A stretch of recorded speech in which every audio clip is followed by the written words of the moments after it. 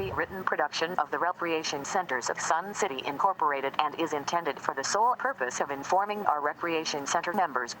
Any duplication, copying, transmission, broadcast, or use, including electronic and social media, is strictly prohibited without the prior written consent from the Recreation Centers of Sun City Incorporated. Thank you for watching.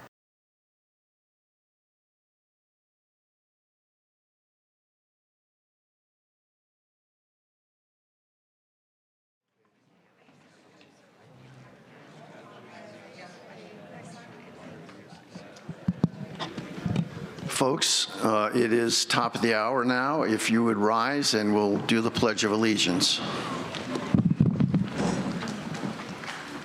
Pledge allegiance to the flag of the United States of America and to the republic for which it stands, one nation, under God, indivisible, with liberty and justice for all.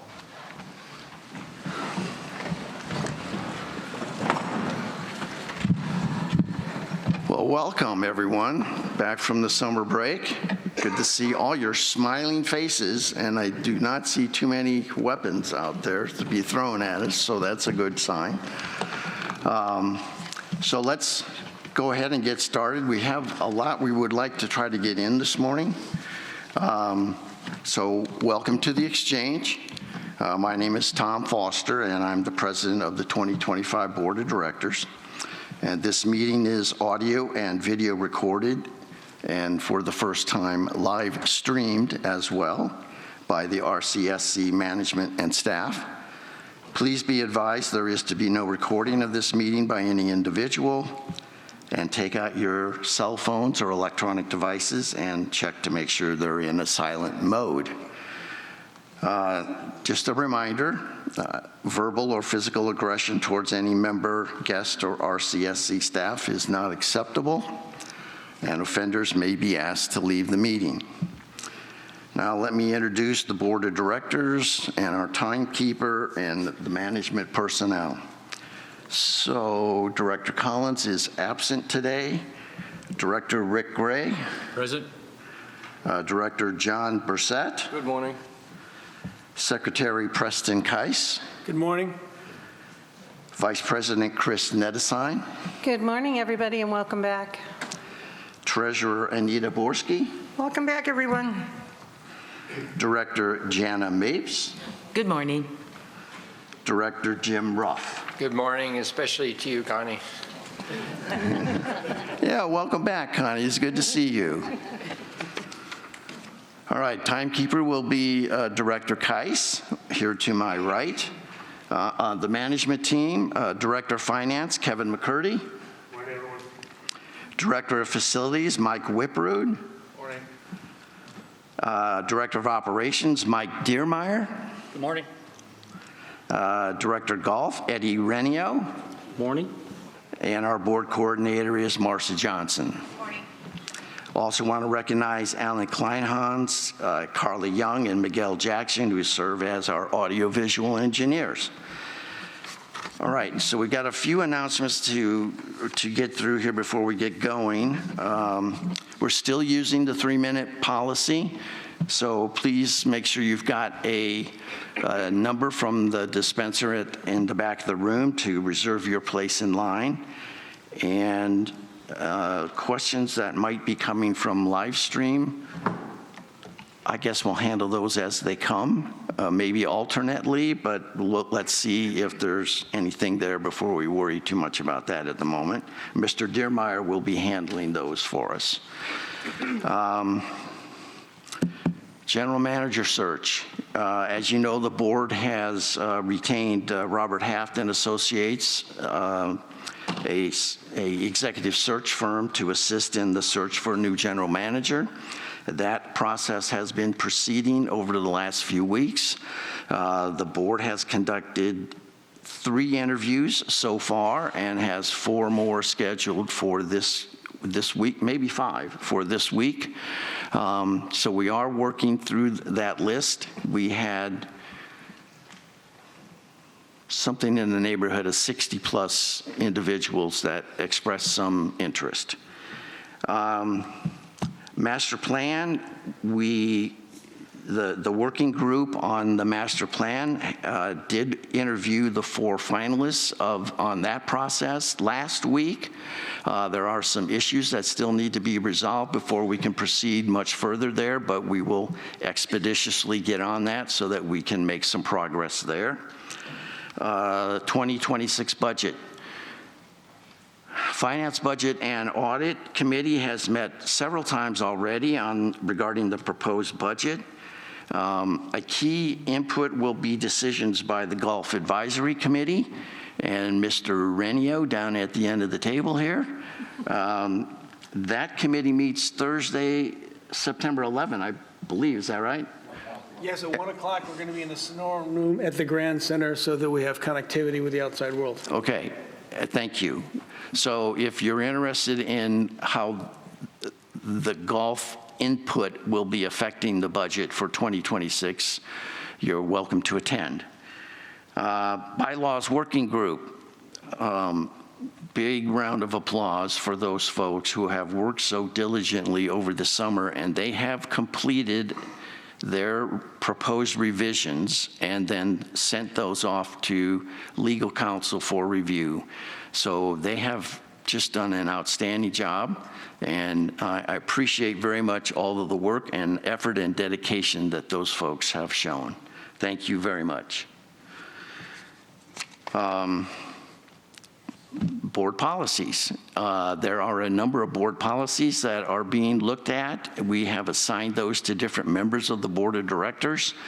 Those will follow the bylaw presentations and work so that those won't be probably out for the membership to see until November, I believe, was when we were, so around November 1st, those proposed board policies would be available for the members to take a look at. Let's see, not to steal any of Vice President Nettesign's thunder here, but as kind of a light announcement, we were planning on a website presentation after everyone is done with their comments today. So if you can hang around for that, you'll get to see what our new website is going to look like. And I believe we're going live the 16th? We're trying, okay. Little hesitation there. That's the date we're shooting for. As with anything, as you come up to the end, that's our goal date. There could be something unexpected that happens that might push it a day or two, but that's our goal date. My understanding is a lot of the troubleshooting has been completed and it's passing all those tests. So we're very, very close. All right, board election packets, that is also getting very, very close. So those are certainly available. See Ms. Johnson down there in the corporate office if you have any interest in collecting one of those packets to run for the board of directors this fall. And then I think lastly is Director Nettesine has her Mountain View update, and I think you will find we're making some significant progress there. And go ahead, Chris, and do your presentation. Okay, so here we go again. Whoops, I forgot the clicker. Senior moment.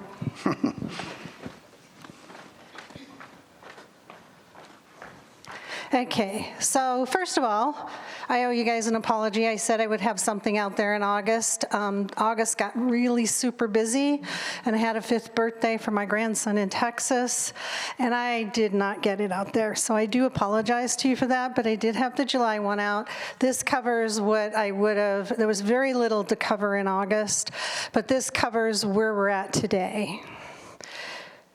So this slide you guys have all seen. It's what's completed. You've been seeing it for multiple months now. Nothing has actually been added to this first slide.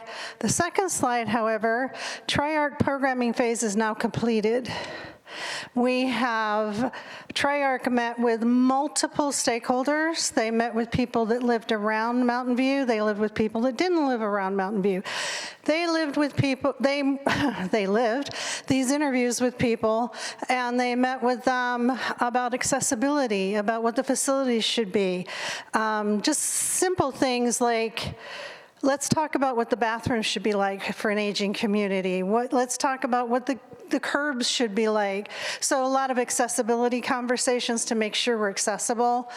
Our September town hall is scheduled for the 16th. As you guys saw when you came in, I had a slide up there that was telling you when. It's a special session. It will be live streamed. There will be moderation. So you will be able to ask questions if you are not here in the room. So for those of us, it was a balance. We wanted to keep moving forward and keep Mountain View, having momentum, but we also needed to find a way to allow the people that are not back yet to participate. So that's what we're doing. Sandy, great. And it's like, so we're making sure that everything is as accessible as possible from a technology perspective. For those of you that have never live streamed before, you use the chat.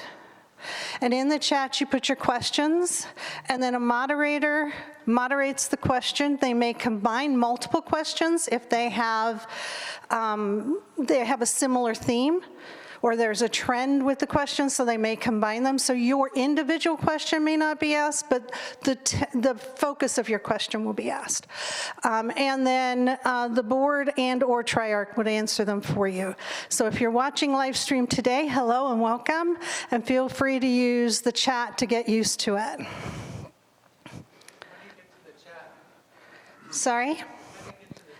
So when you go to YouTube, you start the live stream. So when you get to our channel on YouTube, it'll say live stream. You just click on it. There's a comment section, chat section. You just click on that and it'll come up and you'll see it streaming with everybody's comments. And then you put in certain words on the search to get to your subject? To get to the channel? How do you find you? We are on YouTube under Sun City, correct? If you search Sun City, you will see us. You will see there. Did we keep the live stream that we tested on there so people could see it? No, we didn't. Okay. So look for this one today. Go to Sun City, and it'll show you the live stream, because one of the pluses of the live stream is we can post it faster. See, there's me. This is us live streaming right now. And the chat is on the side, and you just type your question in. The only thing to remember, guys, name and member number. So make sure you put your name and member number in the chat, because we need to know that it's a member asking the question. So name and member number. You're welcome.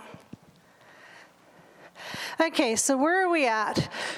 We have the town hall scheduled 5:30 to 9. We wanted to make sure we had plenty of time for people to ask their questions, both live stream and in person. It is a special session, which means there's a presentation and then the members have the opportunity to do Q&A. Triarch will be doing the presentation, and then the Q&A follows immediately, like the one we did earlier this year. And then we're live streaming and there's moderators. So in progress for us today, we need to review the Triarch programming data and findings, review the member comments from the presentation in the town hall, and we need to determine the amenities at Mountain View based on that information. So what I did do was, in June, I sent raw usage data to Triarch, and Triarch has used all of 2024 data and through May of this year to help determine usage of the different amenities at Mountain View. And they've compared it to how the amenities are used at other centers. So they used that raw data. It was sent as raw data because I did not want to, I do a lot of analysis of data pretty much every week, but I did not want to try and influence or, it's better for people to take raw data and come to their own conclusions than for somebody to say, well, this is what it is, and then they're kind of stuck with it, right? So that's what we did. And then after that, after we determined what amenities should be at Mountain View based on member input, we kicked the design phase off. And President Foster, my understanding is we have plans for the board meeting with Mountain View. Is that true? That is our tentative plan. So the board meeting in September on the 25th, my intention is to put Mountain View on that agenda.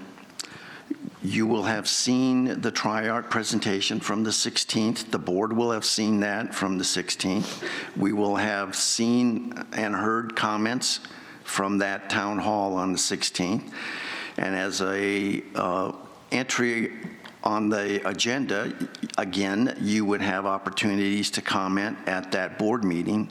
But my hope is, and who knows what may happen at board meetings, sometimes things get kind of crazy, but my hope and intention is to bring that motion to a vote on that day, September 25th, so that the board puts a stake in the ground as to which of these alternatives that were put together from all the comments of members and stakeholders, which one of those alternatives is where we will go going forward with Mountain View. So that will be a big decision day, and hopefully we'll move forward, and there'll be, that would be the first reading, second reading in the next board meeting, and we'll put shovels in the ground when we get the design phase completed.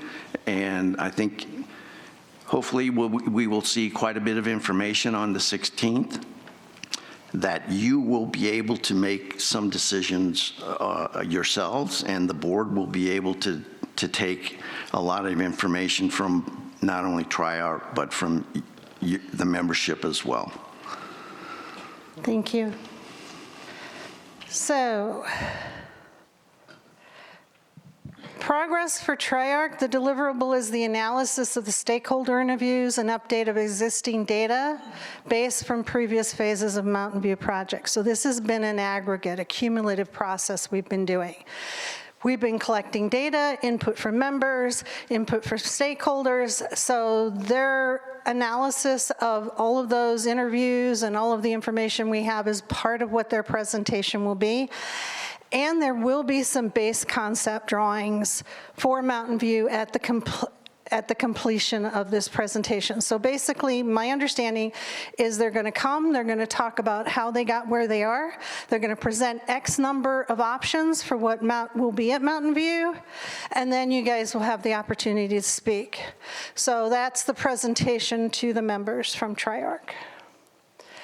How are we communicating? So we're going to do another video presentation like we did last time. We're going to post it. So if you remember last time we did on YouTube, we did a presentation of the town hall presentation before. So you guys have a chance to look at it, listen to it, collect your thoughts and your questions that you might want to ask so that you're not inundated with too much information during the presentation to be able to really think about it and ask our questions. We are going to have paper copies of the presentation available at the town hall. We're printing a stack of them. And after the town hall, they'll be in the corporate office for you to pick up if you are here virtually or you weren't able to make it for some reason. You can go pick up a paper copy. At the last meeting, if you remember, we all sat here and kind of did this thing where we're all kind of squinting at the screens. This time we decided to do a paper presentation. So instead of the books going to all the different facilities like we did last time, this time we're we're going to actually have the paper presentation and people can take it with them. I think that's a better idea, and it's certainly what the members voted on at the last town hall. We're going to live stream the presentation. It'll be uploaded for your review, and it will include the Q&A. So it won't just be the presentation. So there'll be the presentation first before the town hall, and then the actual town hall will be posted on YouTube. Member engagement. We're committed to keeping the Mountain View project moving forward. I have to thank you guys. Your involvement with Triarch allowed this project to keep moving during the summer. Without your involvement, that would not have happened. We would have stalled. And I cannot thank the membership enough for participating and sharing their thoughts and their concerns and their feelings with Triarch as we move forward. One of the things I do want to share with you is the board has had no interaction with Triarch with regard to the stakeholder meetings or how the programming was going per se until they told us they were ready and we started scheduling this. This is all your information, your thoughts, your feelings, your wants, your needs that are being presented in the town hall. We purposely stayed out of the process because we wanted the members' voice to be heard loud and clear. So I just want to share that with you, that we maintained that commitment to you, and I think you'll be interested to see, I'm certainly interested to see, what our members thought. Your active involvement has enhanced the data that we had and has lent the story, our story, to the usage numbers. So numbers are just numbers. If you don't have the story behind it, sometimes numbers will lead you down a path you shouldn't go. Other times, the numbers are powerful, and they lead you down the right path. But the active involvement of the members allowed those numbers to have some context for Triarch. And your contributions made a difference, and they've certainly, I believe, influenced the outcome as we've been moving forward. So please continue to communicate with the board. Just because we're done with programming doesn't mean this is the end of it. You guys have an idea where, we're going into design now where we're actually going to think about, is it going to be purple carpet or orange carpet? Is it going to have ceiling to floor windows? Is it going to have, are we going to put blinds up? Are we not going to put blinds up? Are we going to put reflective windows in there? All sorts of different things. What kind of fitness equipment are we talking about? All of these different things are going to start during the design phase. So please continue to share your thoughts, but we ask again that you guys continue to reach out directly to the board. By reaching out to the board, we're able to ensure that your thoughts and your concerns are raised with Triarch, but more importantly, we're aware of them as well. So as we start talking and making decisions, we're aware of what you want as well, and that's important. Like and follow us on Facebook and YouTube so you're aware of and informed when we post new information, and we will continue to post new information.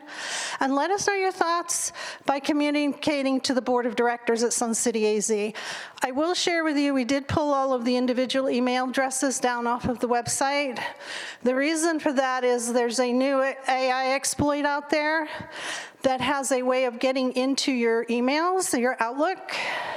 So we pulled our email addresses because we were starting to see an influx of those type of emails that were scam, spam, phishing, nastygram type emails. So that's why we're asking you to use Board of Directors. Okay, what comes next? The programming presentation to the membership. The board communicates to the membership as the final decisions regarding the Mountain View buildings and amenities are made, and we move into the design phase.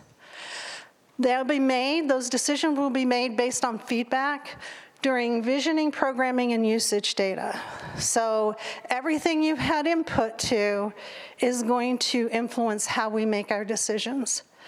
And then the renovation design phase begins, and we'll continue to provide you with all of the information that we have been providing you with, keeping you current of where we're at, so that you're aware every step of the way. And I'm still waiting fingers crossed, sometime next year for us to all show up with shovels and start digging up Mountain View. And sledgehammers? Right. So there are people that actually want to take counters and stuff down. That's why they're asking for sledgehammers. They want to go in there and take some of those counters and stuff down. But basically, you know, we're looking, it's getting closer. It's really closer. We're talking about next year now. It's not 2 years down the road. We're talking about potentially next year being able to start this project from a build phase. Oops. Thank you. We continue to look forward to your input. You guys are amazing. I cannot tell you how important your communication and interaction with Triarch and us were. So thank you guys very, very much. Chris, we had talked a little bit about the magic words called Anne Randall Stewart. We had. So, how many of you know about Anne Randall Stewart? Okay. How many of you are aware of the impact that Anne Randall Stewart had on the Mountain View project? Okay. So I did not know this. Thank you, Ed, for sharing this with me in a conversation. But the Anne Randall Stewart, one of the biggest parts of the Anne Randall Stewart lawsuit was they were suing to get all the PIF monies back. So when you go in and you look at that, and you can go online and find the case and the judge's ruling, but basically they were suing to get all the PIF money back. That meant we couldn't spend any PIF monies until that court case was resolved, which is why Mountain View has been delayed for so long. Anne Randall Stewart had to be settled in court, and then we could move forward with Mountain View. And I believe Anne Randall Stewart was 2019, the final ruling? Couldn't tell you, okay. I believe it was somewhere around 2019. So think about that. I've heard people say Mountain View's been 20 years in the making. It has. I went back and looked. But a huge chunk of those years were delayed because of the Anne Randall Stewart lawsuit.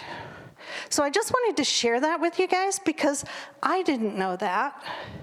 And I'm on the board and I didn't know that. So, you know, it's one of those things where if you're not aware of things that can interject itself into a process, it sometimes feels like we're spinning our wheels and we're not going in the right direction. But in this specific instance, as soon as that court case was resolved, the board did pick Mountain View back up and started working. So because now we had the PIF funds. Because if RCSC had to return all those PIF monies to the members, there would have been no money to build anything at all. Maintain, yes, but build, no. So thank you, guys.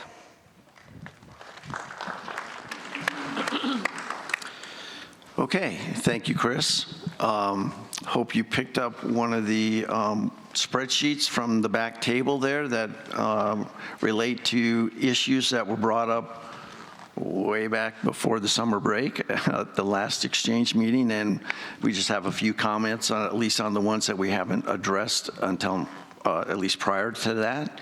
So let's go through those real quick, and then we can get to your member comments for today. Why does it take 2 weeks to aerate the greens and fairways? Well, actually, we were taking extra time this year, not only to do the aerification, which is where you literally punch holes in the ground for the root system to get oxygen and water, so that it promotes the growth of the grass. But the idea there to take some extra time was to do, not only to give that golf course or whatever it was that was being aerified extra time to heal, but we did considerable other maintenance projects with keeping the course closed for that extra couple weeks. So the idea was not to keep or slow down play, but to make play better when you did reopen the facility because the aerification would have had a longer time to heal. So that was the reason for that. Triarch going to be the contractor to do the work at Mountain View. Okay, some confusion there perhaps, but with terminology. Triarch is the firm that will do the design work. So when everything that Vice President Nettesheim just was explaining to you is leading up to a selection of some sort of decision as to what we want to have at Mountain View, and then Triarch will design that. That design will subsequently go out for bid, and whoever brings in the best, most competitive bid or satisfactory bid would be largely probably be the general contractor and the builder of the facility at that. So that's the second phase. So Triarch is design, contracting and building probably could be someone else. Tennis courts cracks are back after just being repaired. That's unfortunate, but we knew they were patched to try and get them through this intermediate period while we make the design and contracting decisions to, as Chris has so eloquently said, get shovels in the ground. So at some point in the relatively near future, those may be torn up and rebuilt if that's part of the decision is to keep tennis there. So I think it would be more appropriate not to put any more money on those tennis courts until we make those decisions, which are coming very, very soon. CPI, how did we do last year using CPI? Well, CPI has been CPI stands for? Consumer Price Index, by the way. And there are about a dozen different variations on that. Having come from an economic background, I could do longer than she just did on Mountain View, but you do not want to hear me give you a speech on CPI. My students back at universities, no doubt, suffered traumatic and are probably in some sort of counseling still, trying to recover from those lectures. But so CPI is Consumer Price Index, but it's consumer, so it has things like, milk and bread and peanut butter, and I'm pretty darn sure when I look at the budget for the rec centers, there's no milk or bread or peanut butter in there. But it's still a benchmark that is widely recognized and available and something that we kind of benchmark against. So will we come in right at, with this budget, right at CPI increases or below that or slightly above it? I don't know yet. Those numbers are still moving, but we just use that as a relative benchmark. Why can't we use sod from quail to fill in places at other courses? Well, the fact of the matter is we do, and we did. We actually put quite a bit of that sod on Lakes East, the executive course, versus Lakes West, the more championship course. So quite a bit of that, or a fair amount of that sod was moved over there to help with some areas at Lakes East.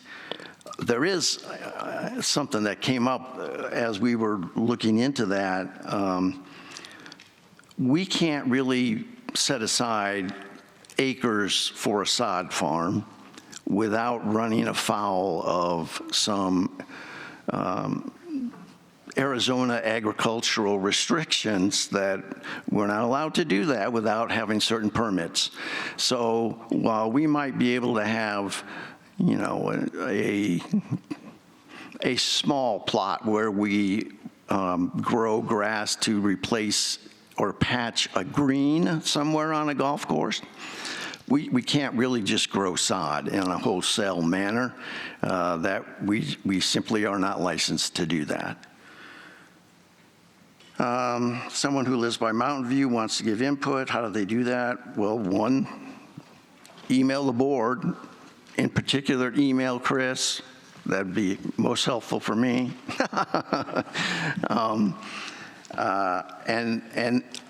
But a lot of that time is passing. If you still have something you want to do, you need to get that in pretty quickly, because they're going to be making those consolidating all of that stakeholder input when they come here on the 16th.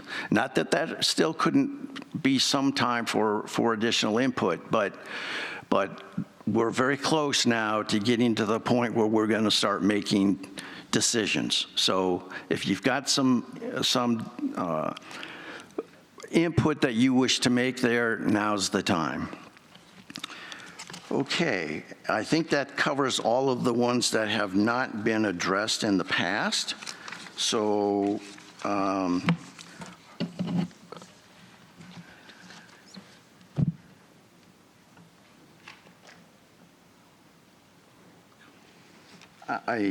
let's not worry about that one today. Okay, let's move on to your comments then. And so still the 3 minutes. Mr. Dearmeyer will let me know if he has anything from the live streaming, and which number is first here. I hope it's 59, because that's what's up there.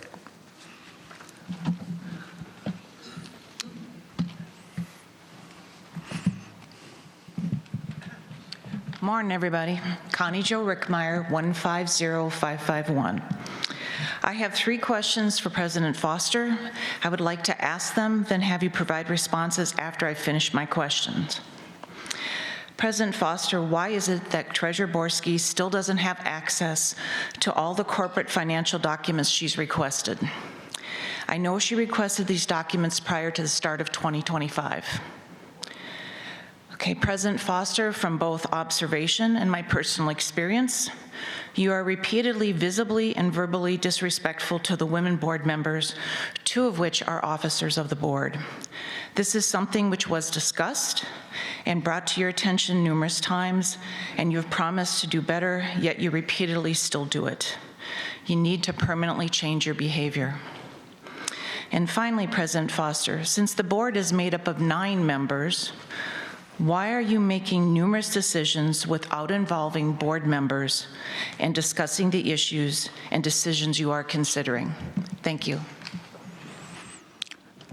Well, thank you, Connie Jo. It's good to see you again. We haven't spoken for some point in time here. With regard to your concerns about Treasurer Borski's access, she and I have had numerous conversations, as well as with the Director of Finance. She has put a number of things in writing, and I believe at least the last time she and I talked, she felt she was getting access to at least a fair amount of the information that she had been requesting. So I think progress has certainly been made there. I'm not sure what information you're making your comments about, but I will certainly go back and touch base with Treasurer Borski to make sure that she is comfortable with the data that she is getting and the access that she has. Disrespectful to the female members of the board. I do recall your comment at our board meeting one time where you were concerned that I was not referring to them as secretary or treasurer or what their proper title was. I honestly believed I had corrected that, but perhaps you have seen instances where I have inadvertently omitted that, in which case I apologize to you. That is not my intention. I believe I have gone to quite some extreme limits, I believe, to make sure that male and female members of the board are being treated in a very respectful manner. If there's something else that some evidence you have that where I have omitted something, please bring that to my attention. And then decisions. Wow. Mr. Ruff, Director Ruff, has constantly reminded me to delegate, to which I have, to the point where he goes, enough. So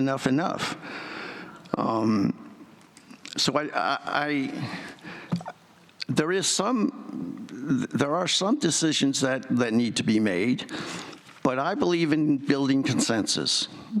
And so whether that's been having a working group set up for them to move forward on a project or specific issues, it's always been not President Foster's decision, it's been the board's decision.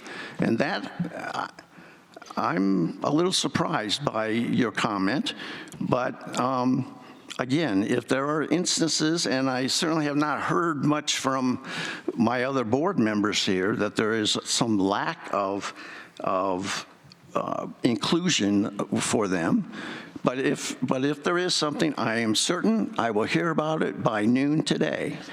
So hopefully we'll get that addressed if there is something, and we'll move forward on a more productive basis. So thank you for your comments. Number 60.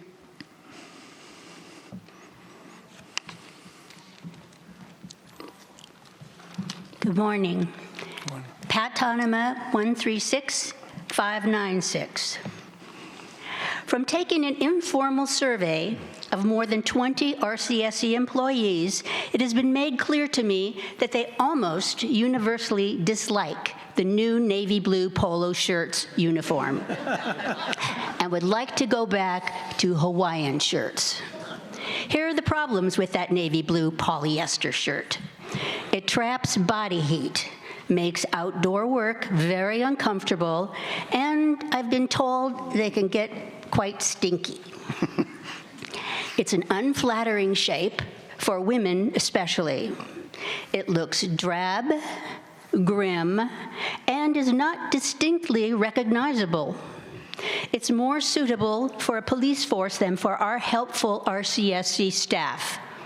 Is that the image that we want to present to our current and potential future residents? I've already heard that new shirts are being considered, hopefully going back to the colorful, fun Hawaiian shirts, so I will leave it at that.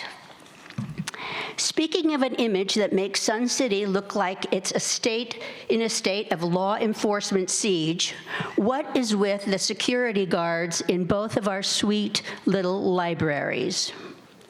I've heard that it was part of a deal that RCSC made in contract negotiations with the Maricopa County Library System after the amazing Save Our Sun City Libraries campaign.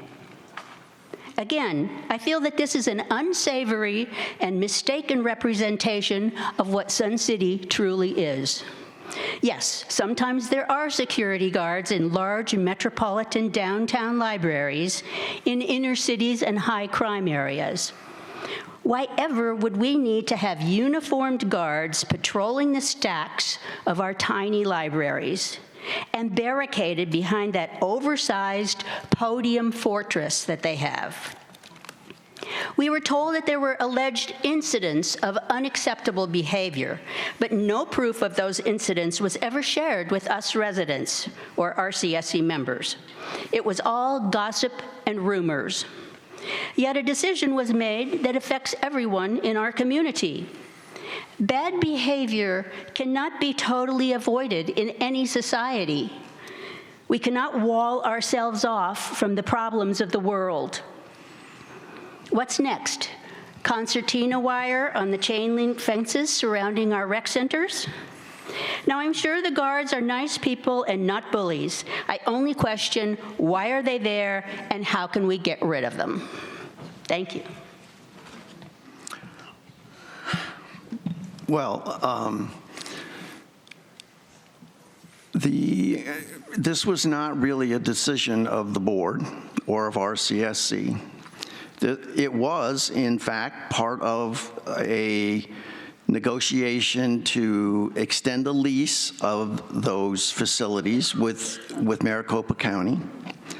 It was Maricopa County who said, we're going to put guards in there. It wasn't the RCSC. So if there's a concern, it perhaps respectfully is misplaced that it wasn't the RCSC that was saying we need to improve security here. Maricopa County has libraries all over Maricopa County, and apparently they felt there was need to have security. And so that was part of their proposal in that lease agreement. And yes, there they are. And there's not much we can do at the moment. It's a 5-year lease. We could always open renegotiation if that was, if you're really offended by that. But they are intended to maintain so that there isn't an incident there. So hopefully they're a deterrent and there won't be any concerns going forward. And next time the lease comes up, we could revisit that. Work shirts. Work shirts. Thank you.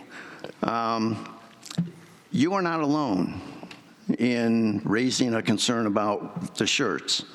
That has been, let me say, that has been raised by our employees numerous occasions. Unfortunately, the Hawaiian shirts were raised by employees on numerous occasions as well. So while there is a certain contingent of employees who are thrilled to death with those Hawaiian shirts, there is a significant number who were not. So we are still working on potential changes to those shirts. But there have been no decisions at the moment. Yes. I know you can't see it, but one of our people up there is giving thumbs down to Hawaiian shirts, and they don't want it, and no way. And I can't imagine going to work 5 days a week wearing a Hawaiian shirt. This isn't Margaritaville. We might need a different shirt, but not a Hawaiian shirt.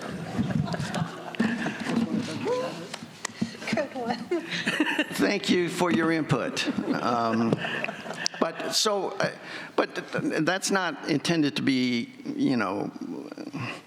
thank you for raising that and expressing your concern. Indeed, the employees have had valid concerns about those shirts. The thought initially was, okay, anybody wearing those blue shirts could be, you could identify them and know they're an RCSC employee. Yes, there were some downsides to that particular shirt and the material that it was made of. We are looking at that as potentially trying to change that. They're not inexpensive. It would require some changes in the budget again. But I think that's something that we will continue to look at and try to get perhaps there'll be something so that someone at the pool is wearing a light blue shirt or an orange shirt or something that really identifies them so you can see that versus someone who's a mechanic on a golf course who is going to get that shirt pretty messy, and a darker shirt doesn't show the dirt quite as bad. But in any event, there is some work being done to try and address that issue. Did Chris want to talk about libraries? Did Chris want to talk about libraries? Did you want to talk Did you? No, I'm good. Okay. Number 61, please.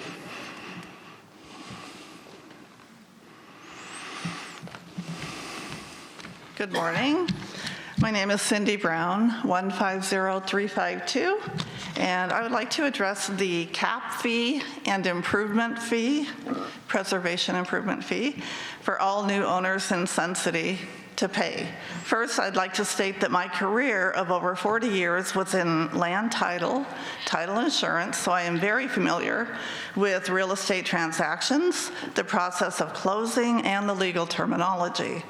Typical standard operating procedure for title companies to meet the requirement of their underwriters is to record provided legal documents through the real estate transaction prior to dispersing funds, i.e., example, funds to RCSC.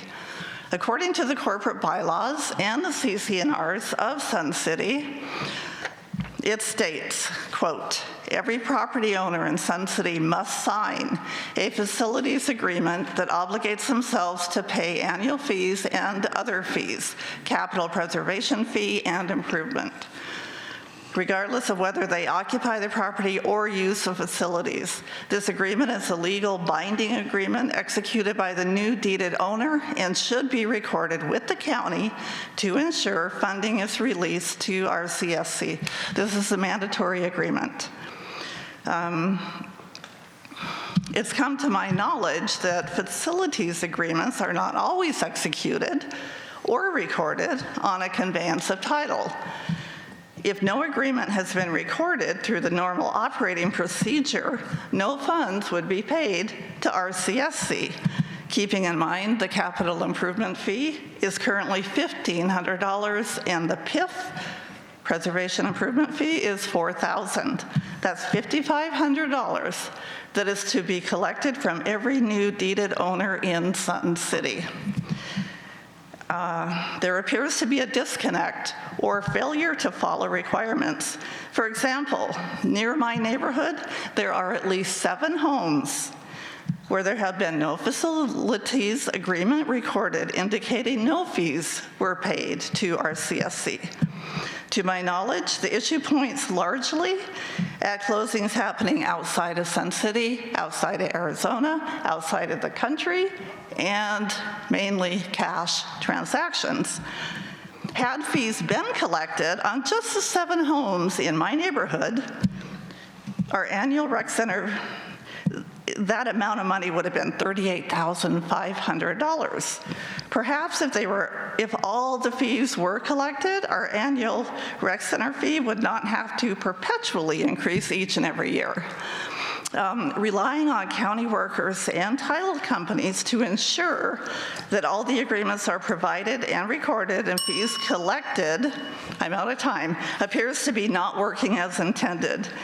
How will RCSC ensure that each property transaction has the appropriate fees collected? Thank you. Well, thank you. That is very interesting. Mr. McCurdy, do you have any information regarding these comments? So, President Foster, we are aware that there are occasions where there will be a sale of a property that doesn't go through traditional hands, and so we may not immediately be aware of it. We're constantly researching, reviewing ownership transactions, and if we are made aware after the fact, we will go after the proper fees and the proper documentation of that home sale. But sure, if there is something that doesn't go through title and is not recorded, we know that there are cases where that happens, but we're constantly researching and trying to make sure that we are aware and have collected the proper fees for transactions that may not go through traditional title, as an example. Okay. Ma'am, not that I'm trying to be the RCSC police here, but can you provide Mr. McCurdy with those addresses if you have documented evidence that this has in fact not been paid? Thank you. Thank you. And that goes for anybody else who might know the same thing happening. Please do. That's just additional funds that you, the members, and we, the board, would not be paying if everyone else was paying their fair share. So let's see if we can clean that up, if indeed that's the case. Number 62, please. Anybody have number 62?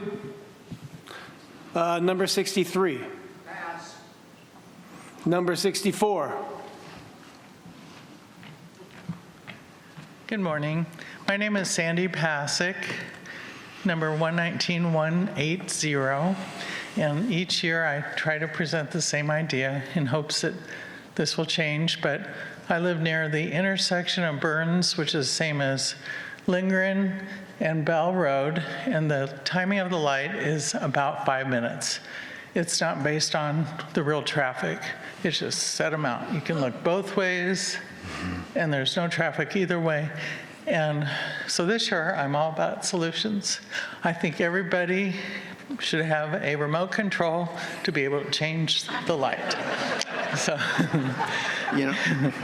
anyway, I know I've called the city engineer a couple times, and they're for the greater good, and they want to move the traffic from east to west.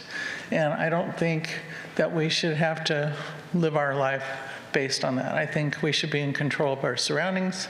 We were at the end of the earth 30, 60 years ago, and now we're right in the city, so we count too, and our time is valuable as well. Then, as far as the shirts, I wanted to say that polyester raises your estrogen, and that could be why some men are getting breasts. And we should go back to cotton, and I suggest a beautiful color like turquoise or fuchsia or something bright, so we stand out. That is kind of resort-like. Anyway, let's see. Also, I'd like to bring back the golf lanes. People are in their golf carts right in the center of wide lanes. The golf cart used to be painted on the right side, and they're failing to move over. So, and people aren't signaling in the golf carts, and even as simple as like putting guides in our Sun City Independent, of how we can live better. I would appreciate that. Thank you. Well, thank you. Well, the shirts comments, so ditto what we just went through. I am familiar with that intersection that you just talked about, because I sit there in my golf car and eventually run over and press the button to get the light to change, because I agree, it takes a long time.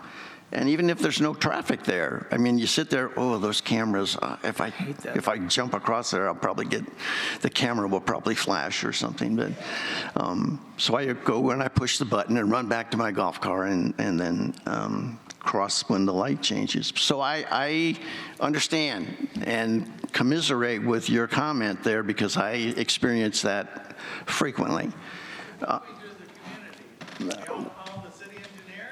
Well, because it's not really, this is the rec centers of Sun City, not the stoplights of Sun City. So we really can't do, I mean, we can, ask, but we can't make that decision. So it is the Maricopa County and Showa, they cannot do anything with that either. Did they not have a streets division or something? If I can make a comment on that, they do have a meeting for roads and traffic. So you can go there, and they do have McDOT that is there. I forget which day it is, but that would be one place to specifically go. But I will also say, because I've made comments to Maricopa County before too, because I traverse that intersection quite a bit, and I won't tell you how I handle that, but we do now have a county supervisor that's very attuned to Sun City. And so that may be something that you want to pass on your marks to Supervisor Lesko. Again, some of those constraints are from the the traffic and their safety issues, so I'm not sure if she would even be able to make an adjustment on that. Because again, if there's federal safety issues that they're putting in or restricting themselves to, I personally asked them if they could, on the arrows, because that's the one I use the most, if they could at least have a red, a green, and then a flashing yellow, because like Peoria does a lot of that. And so if there's no cars, because I'll be sitting there to turn, and you can look down for 2 or 3 blocks and there's no traffic coming, but I can't turn because my arrow is red. But again, some of those, when I contacted them, they had some restrictions. So all we can do is continue to investigate that and push that, and then, see what we can achieve. But as the president said, we would like to be able to control everything that has pertinence to our community, but it's basically the rec center facilities that is the only thing that we have control over. Thank you, Director Gray. Golf lanes. Golf lanes. Well, again, same situation. Rec Center really can't control that, can comment on it, but again, that's a decision by Maricopa County. And so we'll have to, I guess, bring that along with various other intersection issues that I'm sure there's more than one, that if there's things that people want to communicate, we have to go through the proper channel. Yeah. And the other thing to remember is golf carts are licensed vehicles, so they're allowed to be in the main lanes. If someone is not as user-friendly and doesn't move over, and they're going within the vicinity of 25 miles an hour or 30 miles an hour on say, Del Webb, then they are following the traffic laws. So I always move over in my cart, but I know there are other golfers that say, no, I can drive here too. So you run up against that thought process. People have emergencies too. They need to get to the hospital, and the lanes were marked. My grandparents were here, they were marked. So maybe with new pavement over time, maybe that changed. Those aren't actually golf lanes, ma'am. Those are just lanes on the side of, there's just parking spaces are on the side of the road. It's not actually a golf cart lane. Oh, yeah, they were small. Like bikes could use it too, but they were small, like maybe this wide. Yeah, and a number of those still have them, but they're not, as far as I know, they're not specifically known as golf cart lanes. Okay, thank you for your comment. We're beyond your time. Yeah. Sorry. If I could address the issue with the golf carts and stuff, Ed is from Showa, president of Showa. Yeah, president, if I remember correctly. Yes, president. Anyways, my number is 116313, if anybody needs that. Everybody here probably knows who I am. My working career was with Traffic Signals Department for ADOT and the city of Peoria. But what they need to understand is that's according to the Manual of Unified Traffic Control Devices, that they have standards that they have to go by. So you can call the county, report an issue with them, and we have at the Roads and Safety asked many, many times for the painted side so we could drive our golf carts and feel a little bit safer out there. But they're saying because of the pavement width and the mediums and the bigger, like 107th, they're saying they can't do that because it has to be 44 feet of continuous asphalt. So there's many, many different aspects that the Department of Transportation has to go through in order to justify what they're doing. So just a little information. Apparently, we need faster golf cars. Oh no, because you will get ticketed for faster golf cars. I know that has happened, not to me, but I know that's happened. Okay. Next. Number 65, please. Okay. Number 65. Number 66, please. 67. Dave, what's the last number on the roll there? Okay, so everyone who wishes to speak has done so. Is anybody? Ma'am? One last thing I forgot is I would like to vote again for gated communities, and I know they've looked into it, but even the illusion of having a gated community and a button, it'll reduce all the solicitors going up and down our streets. People have walked out of backyards sleeping, and if you look at the Goodwill on the corner where Haymaker is, you can walk on the property and get through an aisle to go to Goodwill. It's just an illusion that they're gated and you can't walk from the restaurant there. But, you know, even if you have something, it might deter some of that. I would say the posse is proposing some, attempting to propose some regulations about soliciting. To try and address an issue where there have been some solicitors who perhaps were less than honest in some of their transactions with members of Sun City. So the posse has taken it upon themselves to investigate whether or not the county can impose some regulations as far as identification and registration of solicitors, so that you as a homeowner would be able to identify someone at your door as a legitimate solicitor or not. Okay, I like that because we are kind of a target here for being taken advantage of. Thank you. Director Gray? Yes, thank you. Yes, the Posse, SHOA, and I think there's a couple other organizations that are working together. In fact, they're going to have a meeting here, which I think the rec center has provided the facility to go over scams. So it'll help communicate to our members what to watch out for. But there are some groups working together to actually address that, and they're meeting with our county supervisor, Debbie Lesko, to see what can be done. A lot of cities can do that, but since we're unincorporated, we don't have the ability to do that. That's why they are working through the county supervisor to see if something can be done to restrict and make it illegal to just go door to door and solicit. But the thing to remember also is that our streets are public thoroughfares. It's not private property, so you can't gate the community, because if you gate the community, you can only do that on private properties, and then you're also responsible for upkeep of the roads yourself, having lived in a gated community before. So I don't think we want to incur that expense, and we just can't do it because it's not legal.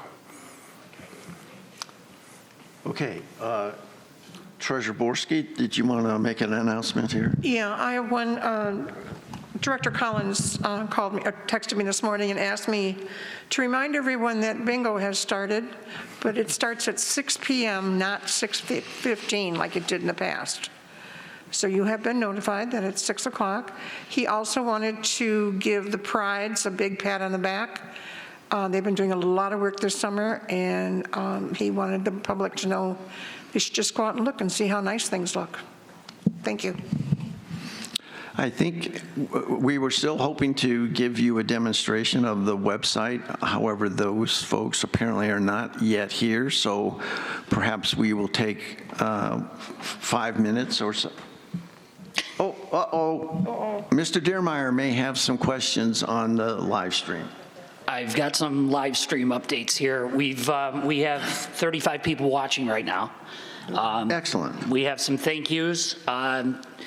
A couple of the one question's about employee situations that we can't discuss in a public forum, or that we won't discuss at all. And then we have a question that someone wants us to speak about the community room, the new community room. Maybe just introduce that, kind of what we did. I should have mentioned that in the announcements earlier. Thank you for bringing that up. Before you get into that, sorry, one more thing about the live chat or the live stream. We're testing this today, so we're better prepared for Mountain View. We are having a little bit of trouble with some people being able to chat, so we got to do a little more research on why they were struggling. It looks like they've done everything right. Couldn't figure it out, so we're still working through those issues for anybody watching. Well, I'm in the room. That normally means computers will malfunction. So I apologize for that. Can I speak to that? Yes, Treasurer Borski. Okay. The community room. What happened with the community room is I took it on myself. I heard saw a lot of postings where somebody wanted a place where they could go meet their friends and whatever, and didn't feel they were getting any response. So as the foundation president, I have the ability to reserve a room. So I reserved a room to have people gather. And they did, and they talked about different things they liked, and they talked about the community room. So I came back to the board and I said, residents are looking for some place where they can meet and not have to have a reserved area. Talked to Mike Dearmeyer. Mike searched high and low, and we found the billiard room at Fairway as a non-reserved room without any club attendance. That was not a club in there, it was just billiard tables. So the decision was made, we would take that room, we would modify a little bit, we took out some pool tables, we put in some dart games. We got new dart games at Bell's, so we moved the old ones over to Fairway. We put in some tables and chairs. There was no money spent on that room. The rumor that Foundation spent money on that room is strictly a rumor. We've spent no money on that room. And that's how the room got to be. There were other places where you could go on Monday from 8 to 9:30, and Tuesday 1 to 3, and Wednesday maybe 1 to 4, but not on the second week of the month. And that's just ridiculous. We would have to have a roadmap. So that's how that room was chosen. I would hope people go there. We've had positive comments. I don't know if anyone was there for the football game yesterday. I thought about going and checking it out, and I was just too darn lazy. I just stayed home in my pajamas all day. I would just add to your comments, Treasurer Borski, that the board didn't just willy-nilly select that room. No. I mean, we did look at all of the usage logs for that room. And so and I certainly got a number of emails from folks who said, hey, you took a room that we were using and you did not ask any of the stakeholders about that, or the previous users of that room. Well, with all due respect, and I mean this sincerely, you need to sign in. I mean, we looked at those sign-in pages, and they were basically empty pages. People were coming in, they may have been using it, but they didn't take the time to sign in, so we had very little evidence of members using that facility. So it kind of got moved up on the possibility list of that might be a room that could be used for this alternative purpose, because it didn't look like there was evidence it was being used elsewhere or otherwise. So now we get some emails from folks who are irate that they don't have 5 pool tables there that they can use, but they do have 2 pool tables that they can use and a variety of other things that are there for the community to use. So I'm sorry if you're offended that the room was repurposed a little bit, slightly. But please, when you go in and use one of our facilities, show your card, sign in on the list so that we know what kind of usage is taking place, so that we don't look at that record and go, it is or it's not being utilized. So we have no other way of really, other than, I suppose, putting cameras everywhere, which just seems a little intrusive, but we need to have some evidence of whether the facility is being utilized or not. And people just did not take the time to do that. We looked at that log and come to the conclusion, apparently, it was not being utilized very heavily. So that added to the decision to go in that direction. Yes. Which you do, and we correct. also, those pool tables were refurbished, so they look like new. They've been rebalanced. And the one thing that I went on vacation, and when I left, this was an idea. 2 weeks later, it was done. Nothing works that fast in Sun City. Nothing. You're welcome. The left table, though, slants to the right. The 8 ball should not have gone No, it does there. not. You just can't shoot a straight line. Oh. You're just a bad shot. Yeah, it's a lot like his golf swing. Oh, here we go. Yes, Director Gray. I want to appreciate Anita's work, or Director Borski's work in getting that set up. She was very fundamental in making that happen. But I also want to give kudos to Mike Diermeyer, because the discussion came about after he started having some meetings, lunch with Mike. And so he set that up so that our residents could actually talk with him, ask questions, and communicate, open a channel of communication, and he even provided pizza on those events. So again, Director Borski has really been a major proponent in getting that room going, but that started out of that initial communication with Mike Diermeyer, and so I think he deserves to have some of the kudos for helping to contribute to that too. And so does Sam at the back door. He got his crew to get that place set up in record time. Thanks, Sam. Okay. Have your folks arrived? Mr. Diermeyer, anything else on the live stream? The chat is heating up. So we have Jean Totten has asked a couple of questions. She was from the August management report on page 4, safety and compliance with board approval. RCSC will sunset the customer engagement platform effective August 30th. The platform was originally implemented in 2024 to replace proper paper comment cards. Despite outreach and training efforts, member usage remained low. When did the board meet and make the decision to drop the electronic method is her first question. Yeah. Do you want me to handle this? Yes, because I'm not sure I have the proper information for that. You want to do it or you Board want me to do it? decision, correct? So the member engagement platform was set up, and I think the biggest issue, it was a third-party software package that we subscribed to. It required users to set up an account, and that proved to be a bridge too far, I guess, for a lot of people. The engagement of that software was and still to this day is extremely low. If we get 10 comments a month, that's a heavy month, and it's $17,000 a year.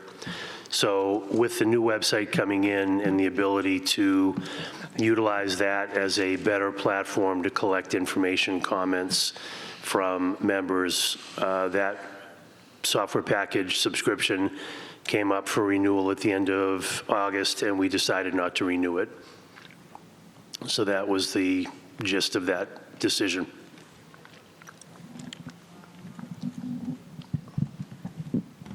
Hopefully that answers the question. So there's probably worded poorly on the management report. Sorry about that.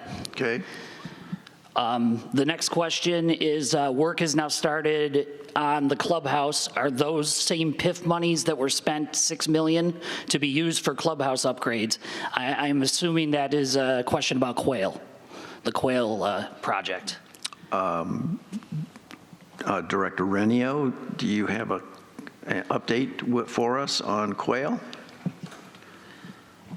As with the construction part? I'm sorry, Okay. President Foster. Maybe I might be able to do that, Eddie. Okay. There was money in that project earmarked to do work in the clubhouse area, and we took that part of the budget to improve the clubhouse. So we thought it would be smart, since we're going to have a brand-new golf course out there, we should have a little more modernized clubhouse and some bathrooms. So that's what we meant in the management report about that. So it is the same PIF monies. Okay. Other questions, Mr. Dearmeyer? Nope, that looks like all of it. Okay. Yeah, she's on. Oh, excellent. So are they prepared to give us a demonstration of the website? Yeah, why don't we just take 5 minutes here while they set up, and then we'll give you the demonstration what the website is going to look like.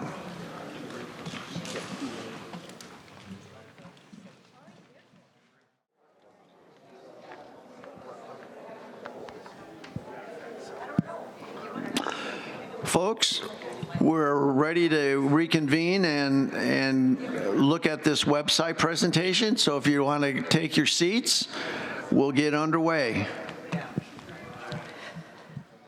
Hi, everybody.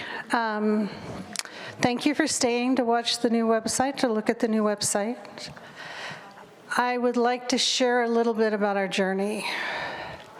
I know there's been a lot of questions about the amount of time it's taken us to get here today to where we can actually show you a working website, and some confusion about the existing website. So we actually did not start this journey until August of last year. I know there's a lot of thoughts that this has been an 18-month journey. It has not. We only started this process in August of last year. We went through the bid process where we had different companies present to us. We chose a company, which is Tallwave, who are here. This is Brad and Jason. And in the process of doing that, Aaron, who used to work for us, was updating at the behest of Matthew, was updating the current website. So the website you see today is the old website with what we call in the industry, we put some lipstick on a pig. So basically we made it look really pretty. When Aaron left, we did not have, we had to make some decisions about how the website would work and how much funds we would invest in an old website. So as we've moved forward, the old website has been pretty static. And I think everybody will agree with that. It's been pretty static. We haven't done a lot of updates because we've invested all our time and energy and funding into the new website. Now, the goal of this new website when we started out was to be able to have one login, member number and password. So when you guys sign up for this new website, when you first hit it, it's going to prompt you to sign in for the first time and to register. Please use your member number. Using member number and password is in all of our best interest. Everybody has a card with their member number on it. You don't forget, you forget email addresses, you don't necessarily forget member numbers. So I'm asking that everybody do that. And in the process of this, sometime around the end of October, the beginning of November, we signed a contract. We had the holidays, and we started collecting requirements. We went through our requirements gathering and then our design phase. And we ran into our first challenge integrating with TAG. So basically, for those of you that use the lottery, you know that TAG can be somewhat challenging from a technology perspective. That was our first gotcha, what I call a gotcha. We were able to resolve that and move forward, and then we started developing the website. As we got closer to August of this year, we ran into another challenge, which TAG was very responsive to. I want to share with you, they were responsive to this, and you're going to see a different portal. So the old portal is changed, and the new portal looks more like a website rather than just a bunch of links and stuff like that. It still has all the drop downs and stuff inside the portal, but we only control so much of what's in the portal. Okay, so TAG did their bit, TallWave did their bit, and then we integrated. And we've had, for what we want to call a single sign-on, we've had some challenges. We believe we've overcome all of those challenges. We are keeping our fingers very crossed today because anytime you showcase a new website, it's a little traumatic for the people that have been working on it because they're sitting there worried that something is not going to work. Because technology is like that. When you want it the most to show off, it will just dig its head in the sand and say, not today, folks. So I will tell you, I've been in the website, I've been using it. This is phase 1. We have a whole list of things that we've gotten from people that have provided feedback to us for phase 2. And there's a maintenance where we're going to continue to maintain this website now so it stays current, it stays relevant. All of the things we talked about when we said we needed in the technology committee a new website. So I'm going to turn this over to Mike. Mike is going to tell you what our steps are going to be with regard to the website as it goes live. TallWave is then going to show you the website, and we hope you really love it. We anticipate you will have some ideas of things that can improve or change. We encourage you to share those with us. Board of Directors at suncityaz.org. Please feel free to share those with us. Thank you. All right. Thank you to everyone for sticking around to see this, and hello to everybody on the live stream that will see it now and see it later. Chris pointed out that when we go live with the single sign-on, there will be a member activation that will need to get done again. There will be detailed instructions that are going out. We'll email them. We'll put them on the regular portion of the website so you'll be able to see it without being logged in, and just regular instructions on how to handle getting logged back in, because once you get logged in, it's a seamless transition. It really works well. We're also going to engage in a call center, so if you run into the login sheet and you can't remember your email address because it sent you the login information, that email address, you'll have a phone number you can access that will be able to give you the email information to be able to get into the website, so that we're not bombarding our cardholder services crew, so that we can be able to assist you the best we can. So with that said, look for email notifications coming out with some instructions. And at this moment, I'm going to turn it over to Brad and Jason. I'm going to drive the bus on the website so you can see it's actually easy because I can handle it. And these guys are going to talk to you and kind of talk us through it to show some of the features of functionality. So here you go, guys. Thanks, Mike. I appreciate that. All right, if we can get this up on the screen so everyone can see it. There we go. So we start out with a couple different sections of the website. This first page that you're seeing is what we call the home page, and it has a lot of features and functionality built into it, so it's kind of your one-stop shop of where you can go get information. We made the login at the very top right, so you could either sign in right there or see that you're signed in.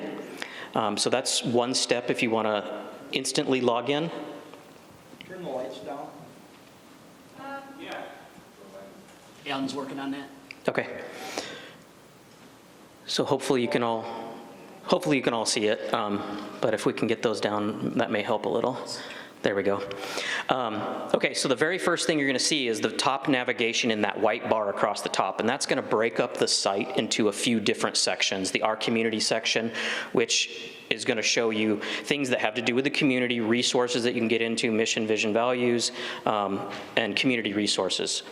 Everything like the board meetings, everything is going to be housed under that area. The second section is the find things to do. This is all of the clubs, arts and crafts, card games, dances. All of these will be listed out here. You have bowling on the right-hand side. You have the Chartered Club's office and the recreation centers also on the right. So that's a quick, easy way to get to any of the clubs or activities there. And then the third section is events and meetings, where you're going to see all of the upcoming events. This is a great section to see what's up and coming, things that you can sign up for, things that you can get tickets to, and it gives all of the event holders a location where they can produce imagery and descriptions and things at their own behest, right? So they can get their information out to you and embellish on that rather than relying upon the team to fill these in. The next section is the plan your round. So once you're logged in, you can go in and book your tee times, but this gives you all the resources that you would want in trying to find what's on the calendar, where you can go, which ones are packed, which ones aren't, what's up and coming, tee times. And then the very last thing is the My Sun City, which will bring you to the login page. So that's the navigation at the top. As you scroll through the home page, the very first thing we tried to make front and center was the search bar. So you're going to see that right in your face. You come there, you can search for anything. We put some examples in there: archery, painting, dancing. But if you just type in anything, it's going to search the entire site and search all of the events, clubs, you name it. You're going to find it through the search. Tried to make that super intuitive and easy. But yeah, please play with that and let us know what you think. We're always open to feedback and refining. Below that is a little bit of a showcase of, all about golf, what's happening this week, and then, when you want to find something to do and just focus there, you can do it. More showcasing of how many members we have, how many chartered clubs, the golf courses, recreation centers, so that everybody can see right there front and center, here's what we have to offer.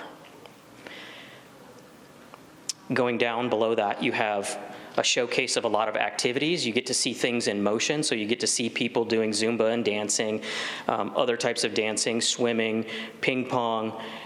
All of these have been showcased so that you can see that they are activities and people are performing those activities and enjoying them. So you could find any other activities that you think you might like by clicking the Find Activities button there. And if you scroll down a little further, here's where the golf courses reside, so you can go explore all of the 8 courses. There's a couple showcased right there. There's little arrows to navigate so you can see a little bit more about each one and go directly to a specific course if you prefer to use that method, or you can click the Explore Courses button, and that'll take you to all of the courses. Okay, and scrolling down further, this is the list of all of the centers. So immediately you're going to see, which center do I want to go to? I've got it quickly available right on the homepage. I can go to any single one and then go find more information. They have the directions, the phone numbers, the hours, everything listed under that recreation center when you get to it. But you also have a very robust navigation and filtered by activity on the left-hand side. So right now we're looking at all centers, but you can look at just arts and crafts, you can look at just card games, just dance, just education, just fitness, just music, whatever it is that you want. There's a quick and easy way to get right to that type of activity right from the homepage. So we tried to make that as easy as possible for everybody to find. As we add new clubs, activities, events, they will be grouped into those buckets so that as you click them, you'll see new ones getting added as they arise. In the footer, you can sign up and stay updated so that you get the news, events, anything that's up and coming delivered to your email. Just do that by typing your email address into that box in the bottom and hitting continue. But there's other navigation down there, like how to get to the recreation centers of Sun City via address, which will take you to a Google map, which you can share with friends, family, people that are visiting you, to let them know exactly how to get there via Google Maps. It shows the hours of operation and then the phone number as well. So that's the homepage. Tried to be very inclusive of adding everything in there so that you could get to it super, super quickly and easily. But let's take a second and go into the Find Things to Do section at the top. From here, I mentioned that there's activities listed on the left, but the clubs are in the center, so the ones with the pictures that you see there, you could click on 500 Club, you can click on aerobics, you can click on any of those and it'll take you directly to it. or we can click on bowling at Sun City. If you want to, do you want to step through one of those? Do I try the bowling? Yeah. So if you click on bowling, it takes you to a list of the bowling lanes. If you're logged in and you have a favorite, you can favorite with that little star that is showcased right here on the image. That will, if you're not logged in, it's going to prompt you to log in.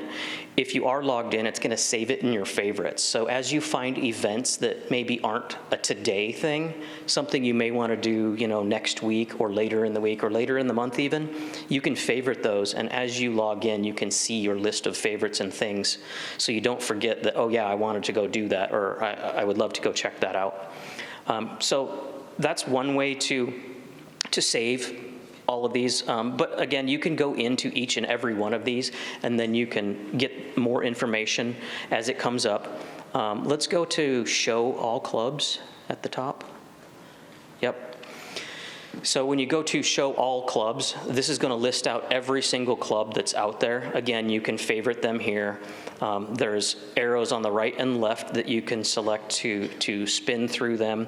You can see what today's activity is. So you can see the exchange meeting is today. Below that, you're going to see a listing of all the centers, but you still have that navigation on the left-hand side that's carried through where you can get to any type of activity by type. If you know there's something specific that you want to do, if you're looking for some fitness or something like that, you could go in and just go right to it from here. So we tried to carry that forward so that you could see it all the way through. Let's go to, do you want to go to golf? And just show, here's the listing. Once you go to golf, you see the different courses. There's an entire section here that's a FAQ, frequently asked questions, or Q&A, the common questions that everybody asks. We'll try and post here at the bottom. It's fairly intuitive to use, but basically if you see the question, you click on the question you want, it'll expand and show you the answer. So as questions come in from members, we'll answer those, and we'll pop those in here so that future people can have those exact same answers and know exactly what other people are asking. And that's going to help us evolve the website. So if everybody keeps asking the same questions, how do I get here? Where is this? What are the hours? We're going to start to fill in and backfill the information on the site to house that information that you're not finding readily available. If you were to click Book Now, this is where it would ask you to log in. So let's go ahead and book now. You're logged in. No, it goes outside. Oh, you're going outside right now. Oh, sorry. So you can book directly there. I apologize. If you're logged in, then it'll take you directly into it with being logged in. So from the My Sun City page, if you were to be logged in, then you can book directly from that. But this will take you directly to the course that you want and allow you to book your tee times. Let's see, let's go into one of the events if we can at the top under events and meetings. And let's pick the Liza and Judy show. So most events, as they come up, are going to have sort of this same format that is going to have imagery of the event. It's going to have a description of the event, time, when it starts, what day it's on. But it's going to give you the ability, again, to favorite it with the little star and the ability to buy the tickets right then and there. So you can click the Buy Tickets, and that will take you to a page that will explain how to get those tickets, whether it's purchase in advance, whether it's show up at the event, whatever that is. It also has a box there where you can see where the show is located. So this particular show is at the Sundial Recreation Center. It gives the address. You can click those. Again, this will give you the ability to have it go directly to your phone, so you have a Google Map to get there, or send it out to friends and family, and the phone number to call. Pricing should be below, so you can see tickets for this one are $25 for card holders, $30 for members guests, and $40 for non-card holders. All of them will kind of have this same format and layout. We tried to keep it with what we call a hero image, which is that big image right in the front and center at the top. to showcase what you're going to see to make it easy to, again, understand what am I getting into, what is this all about, without having to do a lot of reading. But then below it, you have the additional detail to showcase that event. I think that's most of the major pieces of the site. You talked about saving. Why don't you do a club, like show them the glass club? The Glass Club? Yeah, because I think that way they get to see the timing. Let's do a search. Do you want to do a search so that they can see how it works? You can go to the home page and search or in the top. So Glass Club? Artistic stained glass? Yeah. Yeah. So this is the way the search works. You get your listing, and it's going to be prominently displayed by the name of the club first, and then information within the club. So if you have random keywords that you're searching for, it's going to search through all of the content, all of the names, everything on the site, and produce those results for you. So this is a club. Again, standard hero image up front. You get to see it. You get to see the name. You can see that there's a little green dot that says it's happening now. So you know that that's happening currently. You can favorite it again with that star that's there. And then you have below that the description, what it's about, how to contact us. It's got the email for the club. It's got the phone number for the club. And then you have the days on which the club is held and the hours in which the club is open. And then you have another section for this particular one, summer hours, June through August. If they have different hours that change, you should see those there. And below that, you have on the right-hand side, you have where is this club held. So if you need to know where it is, you can see it readily available. And then you have a photo gallery showcasing all of the great work that everybody's producing out there. And you can see, hey, these are the things that I can go create or learn how to do once I get there. We tried to do that in sort of a Pinterest style, if anyone's used Pinterest before, showcasing the images, kind of making it fun to scroll through and look. But yeah, that's the layout of the page. There are other recommended clubs at the bottom, so you may see these ones appear as you're scrolling through different clubs, different events on different pages of the site. So these are recommendations that we think you may like. Also, the crafts at Bell, or the jewelry stained glass and more, or the lapidary, if you're interested in this event. So these are custom curated and tailored to be specific to the events that you're on. And the thought process is that if I'm interested in this one event, hey, here's something that's very similar to it, and I could go get engaged with that. And I can save these as favorites right directly from it, go investigate them further at a later time.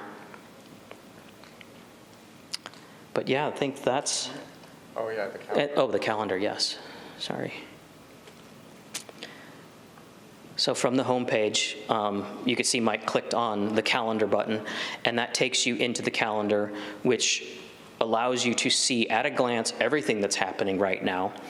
The top yellow toggle buttons, very similar to what you'd see on an iPhone if there's iPhone users here. Sliders, Android pulls this in as well. So you toggle those back and forth. If you want to see board meetings, it's toggled on. If you want to not see board meetings, you can toggle that completely off.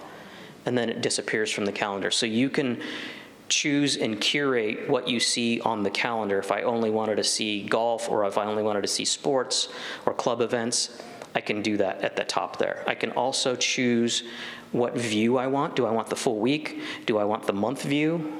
Maybe I want to see the entire month and what's going on.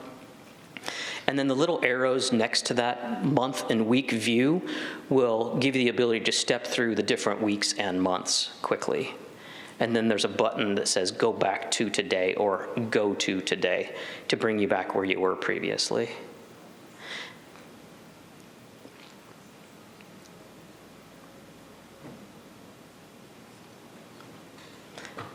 So then if you can click on any one of those events that you see in the calendar.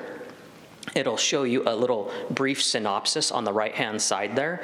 You can close that using the X at the top, or you can click View That Event, and it will take you to that event so that you can get even more detailed information. So now if I reboot the band, it takes me to the event. Again, same details. You have that big hero image at the top.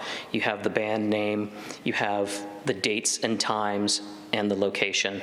Again, showcasing the curated events that you may also like under the You Might Like section. What we've done here is created a way for recommendations of similar type activities or similar type events. And you'll see those throughout the website, always in the footer there. And I think, yeah, if you want to, do you want to show them how to log in real quickly? So clicking the sign in at the top right on any of the pages will bring you to the My Sun City page. You can also use the My Sun City link in the top navigation, and that will bring you to your My Sun City page. If you're not logged in, this is the page you will see. If you do log in,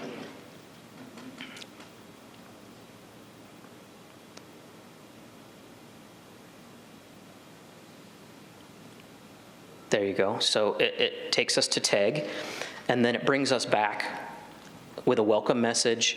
And then if Mike had some saved clubs or courses or events, they would be showing in there. So it looks like you've got one saved in there that is the HOA Boat Parade.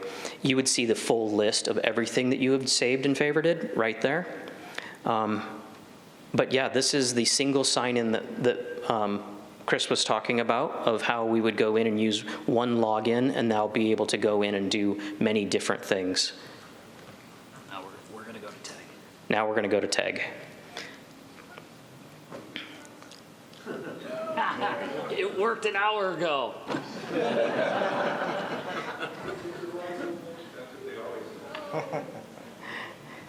All right, well, I tested it before I did this, I swear. We almost made it. Wait, yep, there's always got to be one gotcha. Okay, well, you would click here and you would get into what the new TAG portal looks like, unfortunately. Back-end URL for people to see? Saved? Not saved. It didn't pop up. I don't remember what it is. Are you talking about for the actual back office CMS where we would go in and edit, or for TAG? The back Oh, okay. end for TAG. So one of the things to keep in mind is that we're actually not in production. So we don't know what they're doing in their test site right now. So we could not have permission because they're down doing an Elevate. We don't know for sure, but I did see it work myself this morning, but see? So there we go. This is the new latest version that TAG has put together that kind of showcases it in more of that website format rather than being a little less friendly and just a list of links. So they produced a newer version now, and this is what, when we roll out, you will be seeing.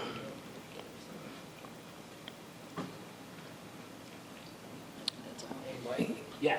You go back to sign out and then show them what to do if they were just signing in for the first time. I'm not prepared for that because I already did it. So I have it in screenshots on the side. I don't have. I mean, I can. Hang on.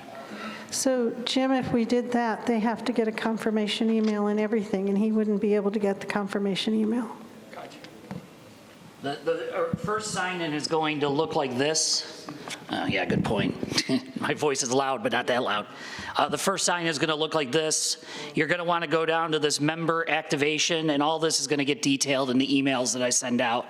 But you click that member activation, it'll send an activation code to your email address that's on file with cardholder services, and then you'll have a code that will allow you to access. And once it's accessed, you'll have full access to the website.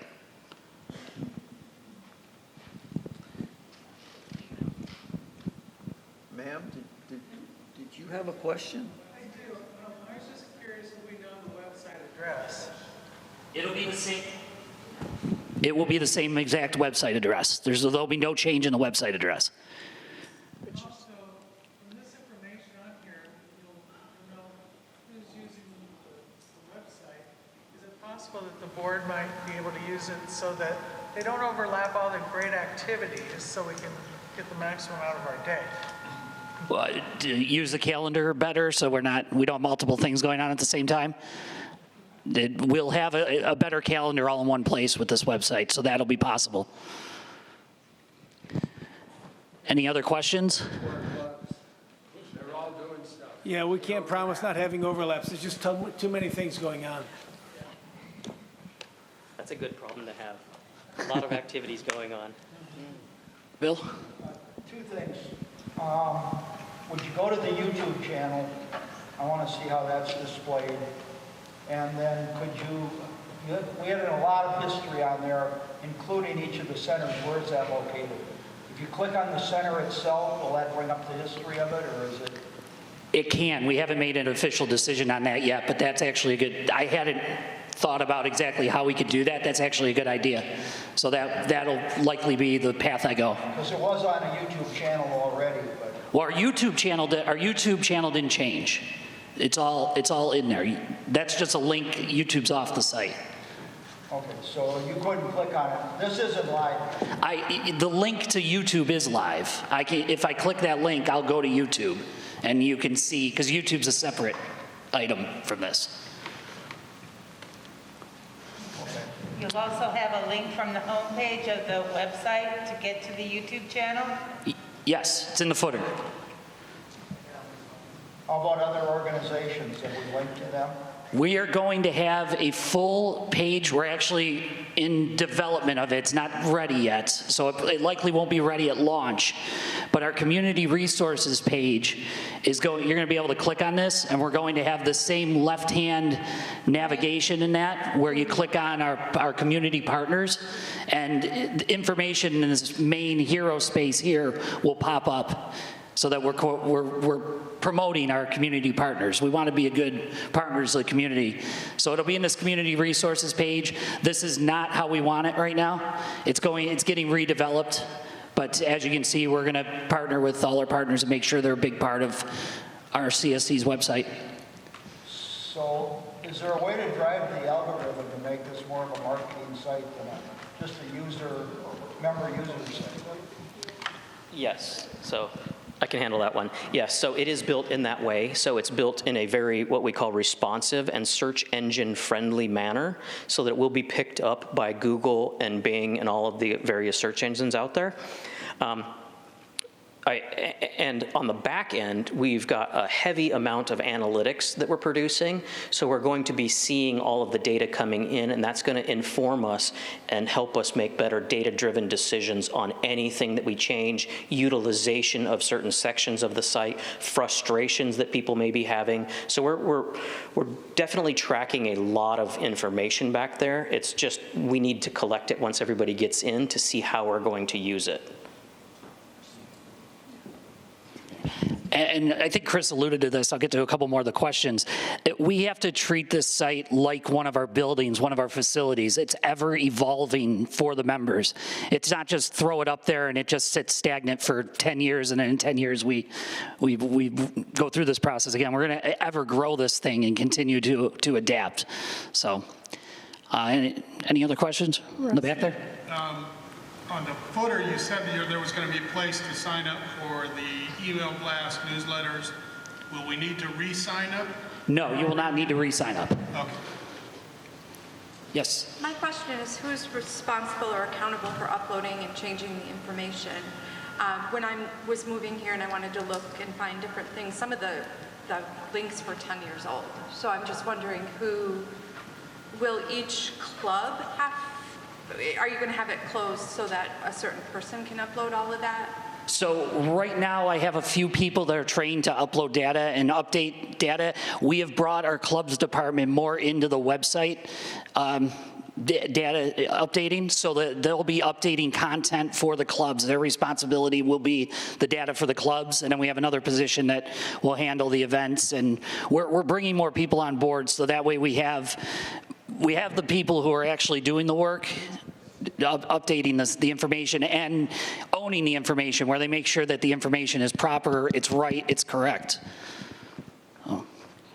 Yeah. I'm going to be bringing the microphone around to people. Okay, thank you, Chris. You've had your hand up for some time. We'll get to you guys.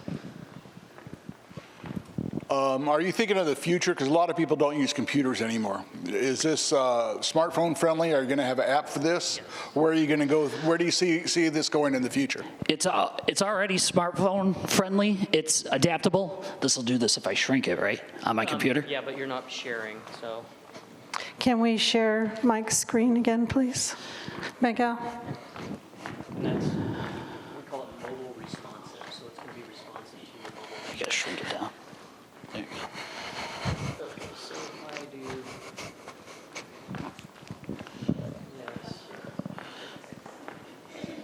Thank you. So you can see as we adjust the screen size, you can see that the mobile menu comes in here, and all of the items, the imagery becomes responsive and fits the screen. And then if we go out again, we're going to go out to tablet size, and you see it steps up again, and there's probably 12 different breakpoints or more as the items that we've taken into account. Sorry. We've tried to take into account the most common types of devices that everybody's using, so Apple iPads, the different sizes of iPhone versus Android phones, the different sizes of the smaller laptop computers versus these giant ones that are out, and then the widescreen monitors that people use, all of these different things. And we've also taken into account that some people may upsize their font and make that larger so that they can read things easier without impacting the usability of the site. So that's definitely something we're taking into account. You can keep holding that. Hi, your website looks really nice. I was wondering if we could book a tea time like we can now, seeing all the golf course availability, instead of having to book individual like you just showed. So the booking of the tee times will still work the same way they have in the past. It's just the look inside there looks a little different, but the booking will be the same. Okay, except you showed if I wanted to book at Willow Creek, I had to book tea time. Clicking on Willow Creek, can I see, I will be able to see all the golf courses available? Yes. Okay.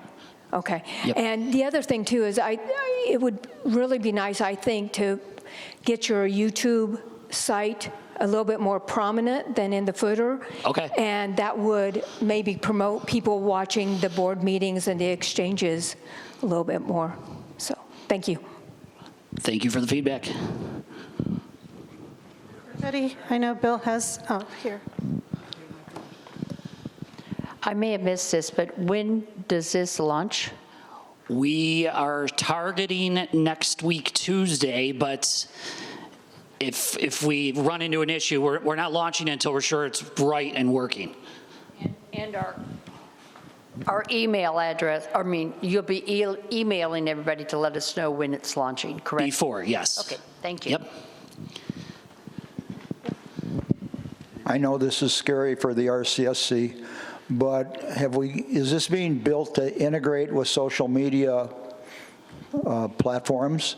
And have we given any consideration to text messaging to members that want text messages? Yeah, Thank so you. text messaging is going to be part of phase 2, our phase 2 plan. It's on the list of where we want to go. So for sure.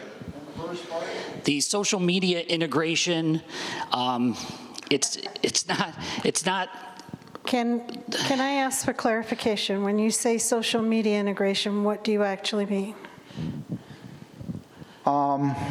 Okay, so I keep seeing, and I know some people don't like different platforms, and some people like other platforms. And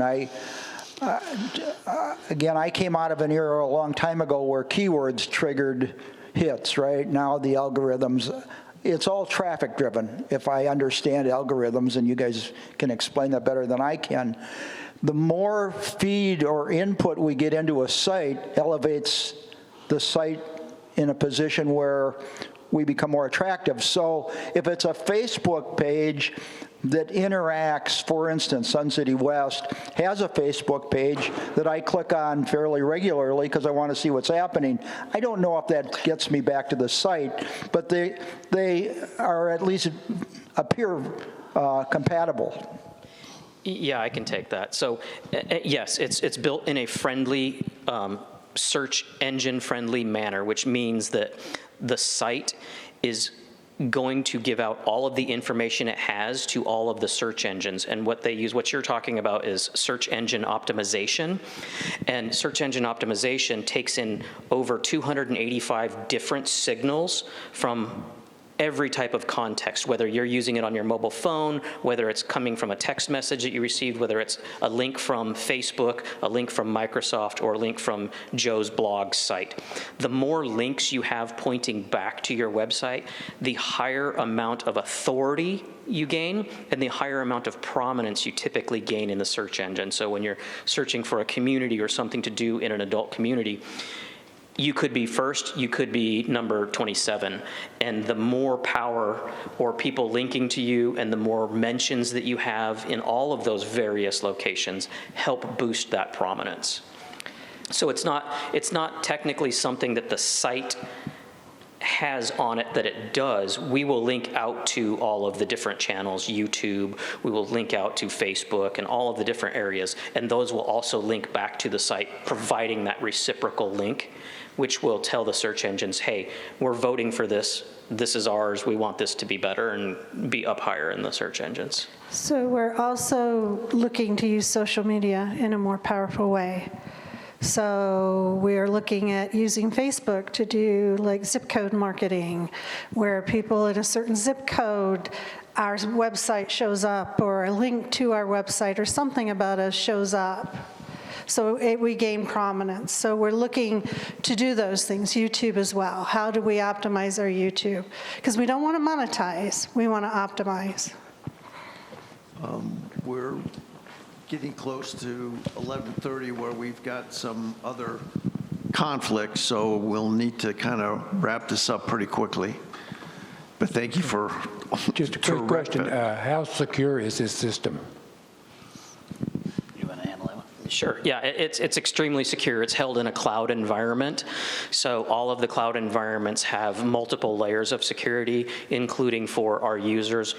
We call it multi-factor authentication. So you can't just have a username and password to get in. You also have to have a code that is going to be generated the same way accountants do and banks do, so that that code will keep rolling every 1 minute, and you're going to need that code to get into the back end.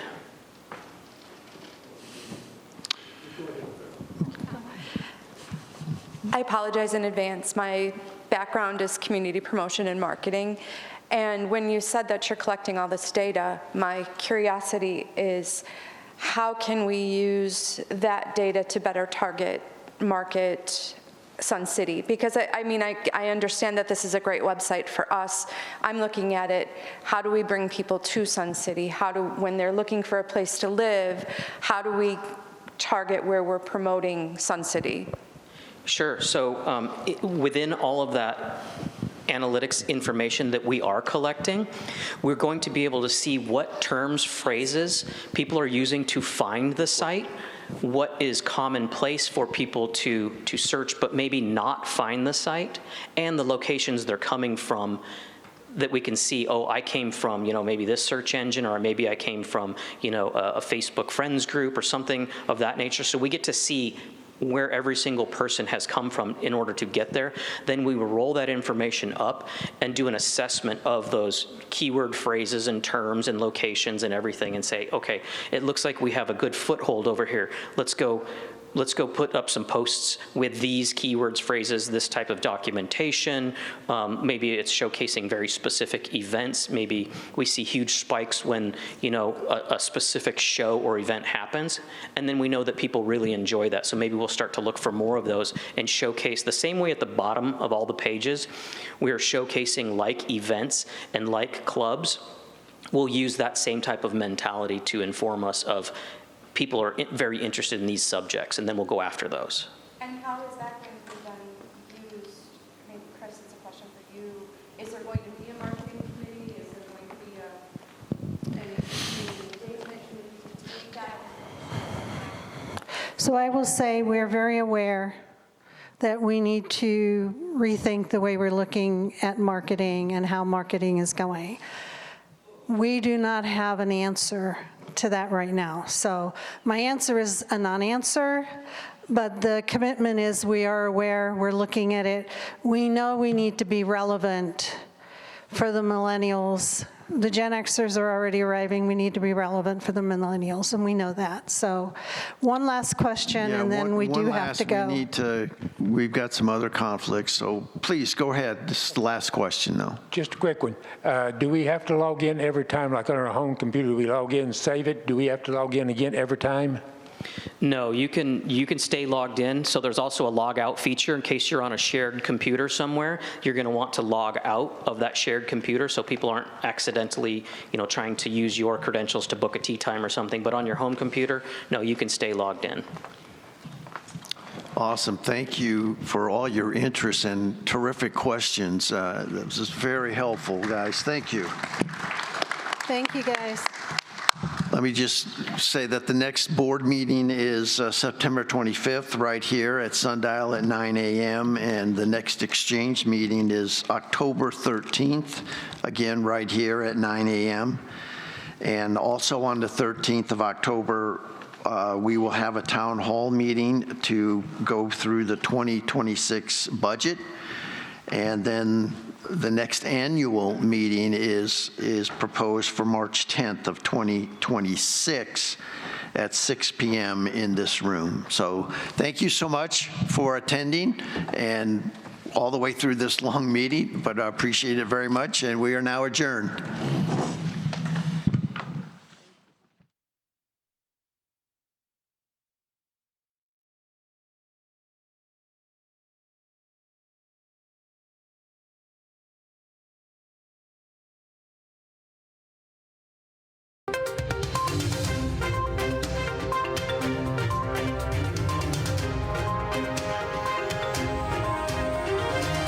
This is a copyrighted production of the Recreation Centers of Sun City Incorporated and is intended for the sole purpose of informing our Recreation Center members. Any duplication, copying, transmission, broadcast, or use, including electronic and social media, is strictly prohibited without the prior written consent from the Recreation Centers of Sun City Incorporated. Thank you for watching.